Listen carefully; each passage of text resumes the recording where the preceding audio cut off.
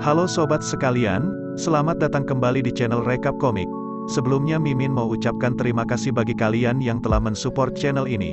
Jadi kali ini Mimin akan melanjutkan alur cerita komik BIS. Bagi yang belum melihat part sebelumnya, silakan cek di playlist channel ini atau langsung cek linknya yang ada di deskripsi ya. So langsung saja, kita masuk ke dalam pembahasan alur ceritanya. Sedikit mereview part sebelumnya, menceritakan ibu Seth yang disandera oleh Derek dengan bantuan dari para Yakuza Jepang.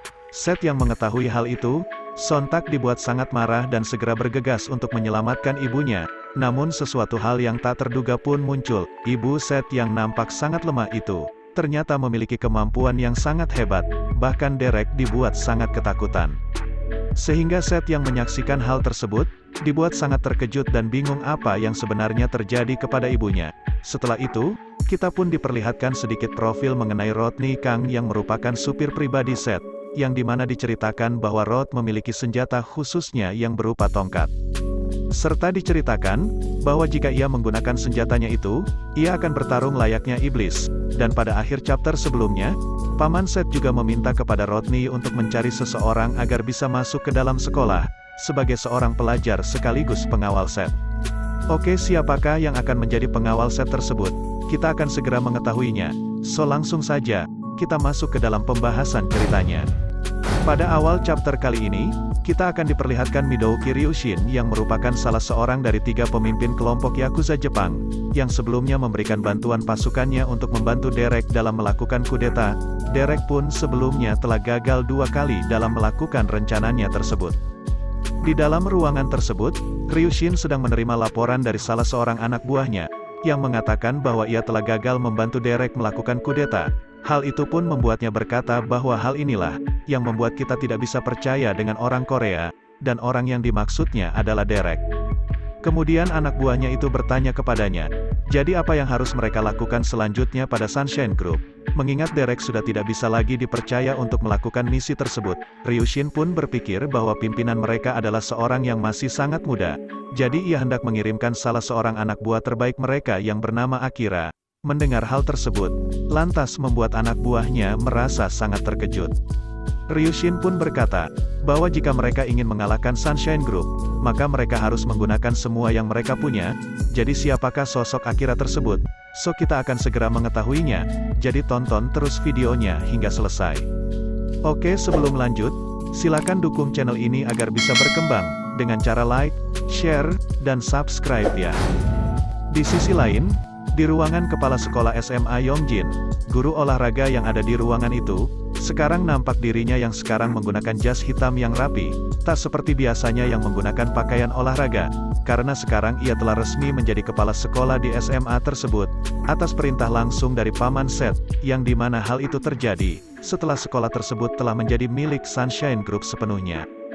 Saat ia sedang duduk santai di ruangannya, ada sebuah panggilan masuk, yang dimana orang tersebut adalah Paman Seth. Pamannya berkata bahwa akan ada murid baru yang masuk di sekolah itu, serta Paman Seth ingin orang itu berada di kelas yang sama dengan Seth. Setelah mengatakan hal itu, Paman Seth pun segera mematikan panggilannya. Padahal guru olahraga itu belum sempat menanyakan maksud dan tujuan murid itu, yang akan dimasukkan ke dalam kelas yang sama dengan Seth. Jadi bisa dipastikan bahwa murid baru ini, merupakan orang yang akan menjadi pengawal Seth di kelasnya, seperti di part sebelumnya, yang dimana Paman Seth ingin agar ada seseorang dari perusahaan mereka yang turun langsung di kelas untuk menjaga Seth. Setelah itu, tiba-tiba ada yang mengetuk pintu ruangan di tempat tersebut, dan saat pintunya dibuka, nampak Brock yang sedang menggunakan pakaian sekolahnya, walaupun di bagian tangannya masih dibalut dengan perban atas perkelahiannya dengan Seth sebelumnya. Lantas hal itu membuat guru olahraga merasa sangat terkejut dan ia pun segera bertanya kepada Brock mengapa ia berada di sekolah, karena sebelumnya ia tidak pernah datang lagi ke sekolah, setelah kejadian besar yang dilakukannya dulu. Brock pun berkata bahwa ia datang ke tempat itu, untuk mengucapkan selamat kepada guru olahraga, atas jabatannya yang telah naik pangkat menjadi kepala sekolah, serta ia juga ingin meminta dirinya diberikan izin lagi, untuk melanjutkan sekolah karena ia ingin lulus. Mendengar hal tersebut, sontak membuat guru olahraga sangat terkejut atas permintaan yang tak biasa oleh Brock. Di sisi lain, di dalam kelas 13, yang merupakan kelas Seth berada, guru yang mengajar di tempat itu menjelaskan, bahwa akan ada murid baru yang akan masuk di kelas itu. Setelah itu ia pun memberi izin murid baru untuk masuk ke dalam kelas mereka. Saat memasuki kelas itu, lantas semua orang sangat terkejut dibuatnya. Karena murid baru itu adalah Brock Chang, legenda sekolah mereka. Saat berdiri di depan kelas dan memperkenalkan dirinya, sontak semua orang yang ada di kelas itu seketika merasa sangat terkejut, karena hal ini sangat tak diduga, bahwa Brock akan kembali menjalani kehidupan sekolahnya, apalagi berada satu kelas dengan mereka, termasuk Victor dan Seth yang menyaksikan hal tersebut merasa sangat terkejut dibuatnya, apalagi setelah mereka yang pernah bertarung dengan Brock sebelumnya. Setelah itu, guru di kelas itu mengatakan bahwa masih ada satu lagi murid baru di kelas mereka. Kemudian ia pun menyuruhnya untuk segera masuk ke kelas itu. Saat murid baru itu juga telah berada di depan kelas, ia pun segera memperkenalkan dirinya. Ia bernama John Kim, nampak dirinya memiliki paras yang tampan serta rambutnya yang gondrong.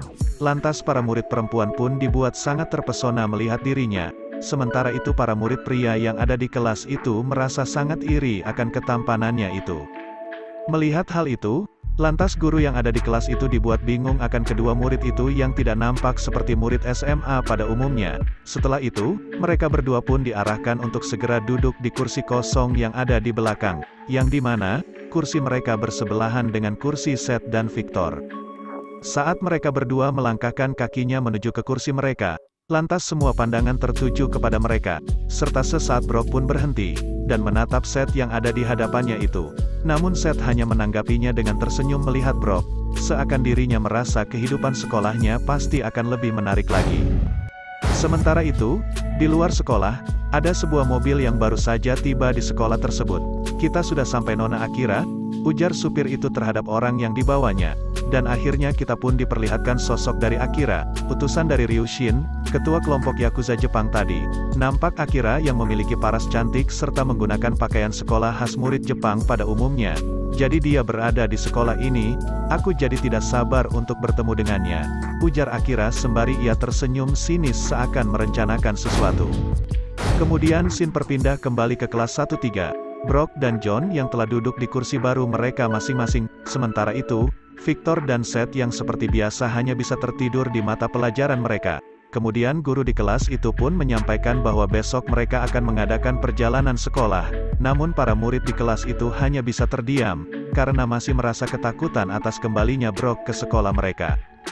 Guru itu pun kembali bertanya kepada murid baru yaitu Brock dan John, apakah mereka juga akan pergi? John dengan santainya mengatakan bahwa dirinya bersedia pergi. Begitu pula dengan Brock. Dengan sikap dinginnya, ia berkata bahwa dirinya juga bersedia pergi.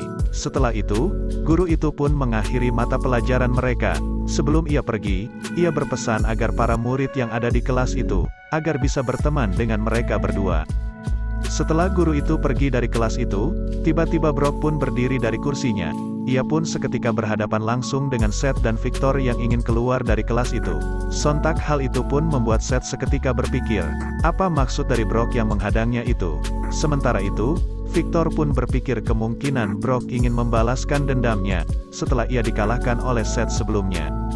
"Akan kubiarkan kalian mengurus apa yang kalian perlukan," ujar Victor dan ia pun bergegas ingin beranjak dari kelas itu. Namun tiba-tiba, Brock pun segera menghadang Victor dengan menggunakan tangannya. Lantas hal itu pun membuat Victor merasa sangat geram atas sikap Brock, yang ada di hadapannya itu. Sementara itu, John hanya bisa tersenyum melihat ketiga orang itu. Setelah itu, Brock dan Victor pun bertemu di belakang sekolah. Victor pun bertanya kepada Brock, apakah ia mau bertarung dengannya? "Kupikir kau bukanlah orang bodoh," ujar Brock dengan sikap sombongnya. Seakan ia merasa bahwa kekuatan Victor masih ada di bawahnya. Mendengar hal itu sontak membuat Victor merasa sangat geram. "Dasar sialan, kau sudah dikalahkan oleh Seth, dan sekarang kau melihatku sebagai target yang mudah." Setelah itu, Victor seketika menurunkan tas yang dipegangnya itu ke lantai, dan ia pun sedikit mengingat kilas balik di saat ia pertama kali bertemu dengan Brock di depan sekolah, di mana pertemuan itu membuat keduanya bertarung.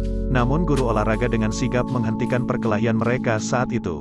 Setelah itu, Victor pun telah bersiap dengan kuda-kudanya dan ia pun menyuruh Brock untuk maju menyerangnya. Kemudian, Brock berkata bukan di sini, tapi di atas ring. memakai sarung tinju sebagaimana mestinya. Lantas hal itu membuat Victor bingung apa maksud dari perkataan Brock. Sebagaimana yang kita tahu, bahwa Brock merupakan petarung bela diri gulat jadi seharusnya tidak perlu menggunakan sarung tinju. Aku ingin belajar tinju. Kupikir aku bisa belajar darimu, ujar Brock dengan sikap dinginnya.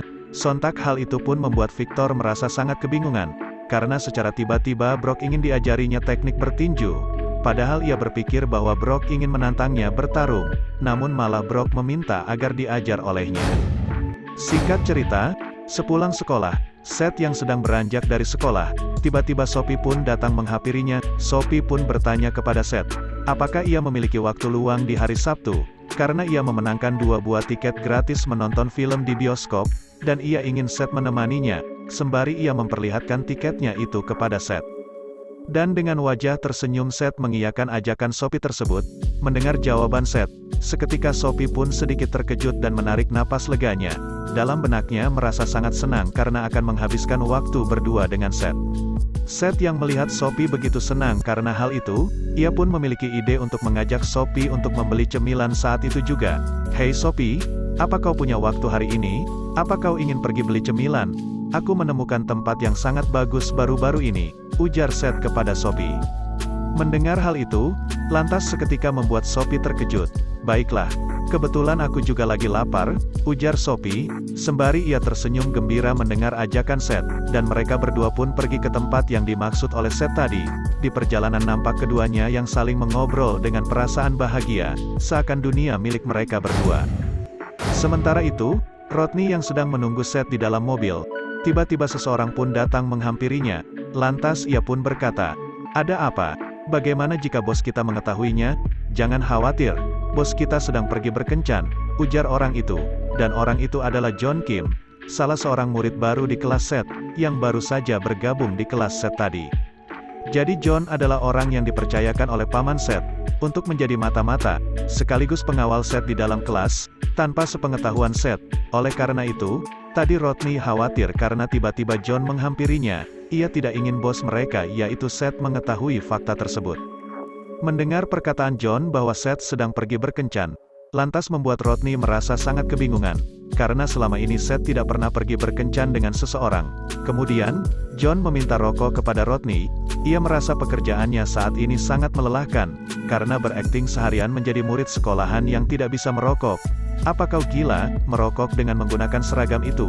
ujar Rodney, karena ia tidak ingin penyamaran John terbongkar. Lantas hal itu pun membuat John merasa sangat kecewa dan tak bisa berbuat apa-apa. Padahal dirinya telah menahan diri untuk tidak merokok selama seharian demi tugasnya itu. Dan kocaknya, tiba-tiba Rodney pun membakar rokoknya seakan mengejek John yang tidak bisa merokok itu. Sembari ia tertawa lepas melihat John yang sangat tak berdaya di hadapannya. Kemudian, Rodney pun bertanya dengan serius, "Jadi bagaimana dengan kondisi sekolah?" Dan dengan santainya, John mengatakan bahwa mereka hanya anak-anak. "Jika terjadi sesuatu dengan bos kita," belum selesai Rodney menyelesaikan apa yang dikatakannya, dan tiba-tiba dengan sifat dinginnya, John berkata, "Jangan khawatir, kau tahu aku." Sembari ia tersenyum dan memperlihatkan senjatanya yang ia sembunyikan di dalam lengan bajunya. Jadi walaupun sikap John yang terlihat biasa saja, ternyata ia selalu bersiap-siap dengan apa yang akan terjadi. Bahkan ia menyembunyikan sebuah senjatanya untuk mengantisipasi hal-hal yang tak diinginkan. Oleh karena itu, ia ingin agar Rodney tidak perlu khawatir akan Seth, karena ia yang akan menjaganya di dalam kelas. Sementara itu, di gym milik paman Victor, di dalamnya sudah ada Brock dan Victor yang sedang melakukan latihan tinju di antara keduanya. Setelah sebelumnya, Brock yang ingin diajari oleh Victor dengan teknik bertinjunya. Di latihan ini, Victor pun lebih dulu melancarkan pukulan bertubi-tubinya ke arah Brock dengan sangat cepat, dan Brock pun hanya bisa menahan pukulan itu dengan kedua tangannya. Karena begitu kuat pukulan Victor, Brock yang menahan serangan itu dibuat cukup kewalahan. Melihat pinggang Brock yang terbuka lebar karena ia tengah disibukkan menahan pukulannya, Victor yang melihat kesempatan itu, ia pun segera melancarkan pukulannya yang sangat kuat ke arah pinggang Brock itu. Lantas hal itu membuat Brock merasa cukup terkejut dengan serangan tersebut. Setelah itu, Victor pun melanjutkan sebuah pukulan yang sangat keras ke wajah Brock, karena melihat Brock yang pertahanannya mulai terganggu atas pukulannya sebelumnya. Namun pukulan itu belum cukup kuat untuk menumbangkan Brock. karena dengan tubuhnya yang sangat kuat ia masih bisa menahannya walaupun tubuhnya sedikit kehilangan keseimbangan. Melihat hal itu, membuat Victor dengan rasa pede mengatakan, apakah Brock masih bisa lanjut pertarungan itu? Brock pun mengatakan apa hanya itu kekuatan pukulan dari Victor, seakan dirinya yang belum merasa puas atas pukulan barusan. Bahkan ia melihat Victor dengan tatapannya yang sangat tajam. Mendengar hal itu, sontak Victor pun merasa sangat geram dan ia pun segera menyerang Brock kembali dengan pukulan bertubi-tubi. Sembari ia mengatakan, apa itu pantas dikatakan oleh pria yang bahkan tidak bisa meninju dengan benar, seakan dirinya yang menghina Brock karena hanya bisa bertahan. Dan Brock pun kembali menahan pukulan bertubi-tubi dari Victor. Namun di sini, nampak Brock yang mulai terlihat mulai serius. Ia pun mulai mengamati dengan seksama pola pukulan dari Victor, walaupun ia merasa pukulan Victor itu memang cukup membuatnya kewalahan. Kemudian, Victor pun yang ingin melancarkan pukulannya yang sangat kuat. Ia berkata, kau bilang ingin belajar tinju, tapi kenapa kau sama sekali tidak mencoba untuk memukul? Namun pukulannya itu pun berhasil dihindari oleh Brock dengan sangat cepat. Lantas hal itu pun membuatnya bingung, karena Brock yang terbilang cukup cepat mengamati pola bertarungnya. Setelah itu, Brock pun mulai mengayunkan tinjunya yang sangat kuat ke arah Victor. Setelah sekian lama ia bertahan akhirnya ia pun mulai menyerang juga. Namun, Victor dengan sangat cepat ia bergerak mundur untuk menghindari pukulan dari Brock. Bahkan ia dibuat terpojok di ujung ring tersebut. Kemudian, Brock pun kembali melayangkan tinjunya ke arah Victor. Namun lagi-lagi Victor dengan sangat cepat dapat menghindarinya, dan ia pun membalas dengan pukulan yang sangat kuat ke arah dagu Brock. Namun, lagi-lagi Brock masih bisa bertahan dengan pukulannya tersebut, dengan tumpuan dari kakinya yang begitu kuat. Kemudian, sejenak mereka pun saling bertatapan dengan sangat tajam. Dalam benaknya, Victor mengatakan, andai saja aku mendapatkannya walau sekali saja. Melihat Victor yang sedang bergumam, Brock pun mengatakan, apa yang kau lakukan? Ayo maju sini. Mendengar hal itu, membuat Victor merasa sangat geram dibuatnya, dan pada akhirnya mereka berdua pun akan melayangkan pukulan secara bersamaan, disertai dengan emosi keduanya yang sedang meluap-luap. Scene pun berpindah, memperlihatkan Seth dan Sophie yang sedang asik menonton film di sebuah bioskop. Ada sebuah adegan yang membuat Sophie merasa sangat ketakutan dan ia pun segera menggenggam lengan Seth yang ada di sampingnya. Karena melihat Sophie yang ketakutan itu, Seth pun berupaya menenangkan Sophie, dengan menggenggam tangan Sophie itu. Menyadari hal itu, lantas membuat Sophie merasa sangat terkejut dan ia pun segera melepaskan tangannya karena ia merasa sangat canggung. Seth yang menyadari itu, hanya bisa memalingkan wajahnya sembari ia tersenyum karena merasa canggung. Setelah beberapa saat kemudian, akhirnya film itu pun berakhir. Sedikit hal menarik dari kredit scene di film itu, terdapat tulisan distributor film itu bertuliskan Sunshine Group, yang merupakan perusahaan milik Seth. Jadi seperti yang pernah dibilang paman Seth, bahwa perusahaan milik mereka merupakan perusahaan mafia terbesar di Korea, hingga kekuasaan mereka ada juga yang sampai di luar negeri, bahkan merambat hingga ke distributor perfilman, khususnya film yang mereka saksikan saat ini. Jadi tak heran jika Sunshine Group dikatakan sebagai perusahaan mafia terbesar di negara mereka. Setelah menonton, di perjalanan mereka pun sedikit memperbincangkan mengenai film yang mereka saksikan tadi, yang menurut keduanya film itu sangatlah bagus. Kemudian, Seth pun mengajak Sophie untuk makan. Bukankah orang biasanya makan setelah menonton? Tidakkah itu yang seharusnya dilakukan oleh orang yang sedang berkencan? Ujar Seth sembari ia tersenyum dan menggenggam tangan Sophie. Dari sini, nampak Seth yang begitu polosnya mengatakan hal tersebut, karena ia tak pernah berkencan sebelumnya karena ia hanya disibukkan dengan perusahaan miliknya, jadi ia ingin berusaha membuat Sophie senang jalan bersamanya. Mendengar hal itu, lantas membuat Sophie merasa sangat senang dan tersipu malu, atas ucapan Seth yang mengatakan bahwa mereka sedang berkencan, apalagi Seth yang secara tiba-tiba menggenggam tangannya. Ayo pergi, aku tahu tempat yang sempurna, ujar Seth sembari ia tersenyum melihat Sophie. Singkat cerita, akhirnya mereka tiba di tempat yang dimaksud oleh Seth, yang ternyata adalah perusahaannya sendiri yaitu Sunshine Group. Di dalam perusahaannya yang begitu besar itu, juga memiliki sebuah restoran yang sangat mewah layaknya restoran bintang 5. Bahkan Sophie pun dibuat tak percaya karena diajak ke tempat itu karena saking mewahnya.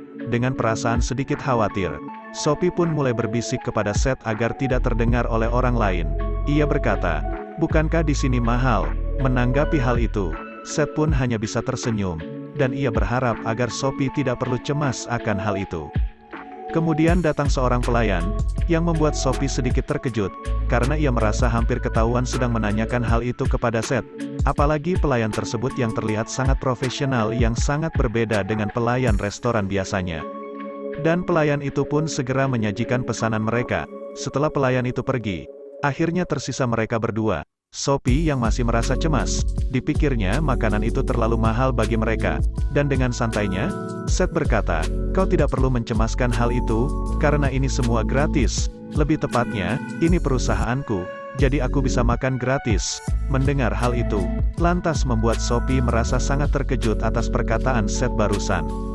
"Ini sedikit membingungkan, aku sebenarnya lebih kaya dari yang kau kira," ujar Seth kepada Sophie.